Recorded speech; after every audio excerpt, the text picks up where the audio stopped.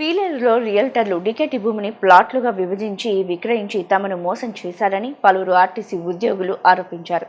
సోమవారం మదనపల్లె కలెక్టరేట్లో నిర్వహించిన పీజీఆర్ఎస్లో వారు ఫిర్యాదు చేశారు. పీలేరుకు చెందిన డిఆర్ నాయుడు మరికొందరు తమను నమ్మించి డికెటి భూమిని ప్లాట్లుగా విక్రయించారని తెలిపారు.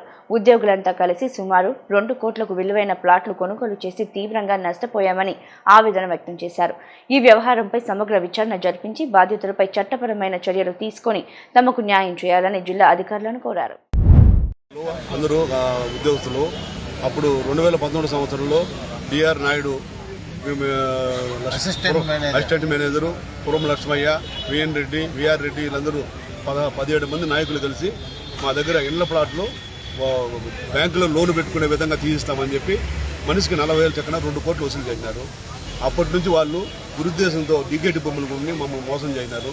అది ఎంఆర్ఓ దగ్గర పోయినా కూడా ఆ భూములు రిజిస్టర్ కాకుండా చాలా తతంగా పడి వీళ్ళు ఆర్టీసీ అధికారులు కూడా ఈ మారి 2 కోట్లు వసూలు చేసినారని చెప్పి పై అధికారులు తెలిపితే ఆర్టీసీ అధికారులు కూడా ఏ అధికారి కూడా పట్టించుకోలేదు.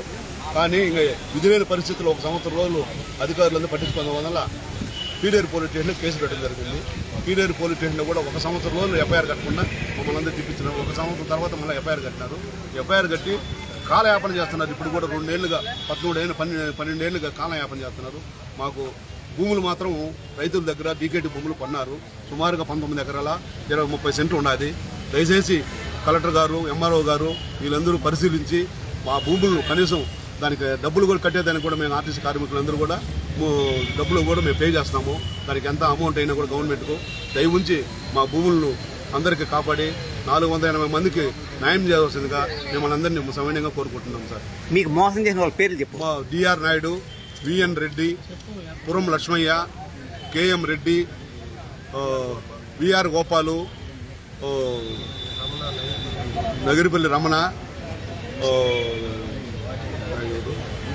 మొత్తం 17 మంది సార్. అర్జున్, ప్రమీల వీళ్ళందరూ కలిసి మా దగ్గర అప్పుడు 2 కోట్లు వసూలు చేసినారు సార్.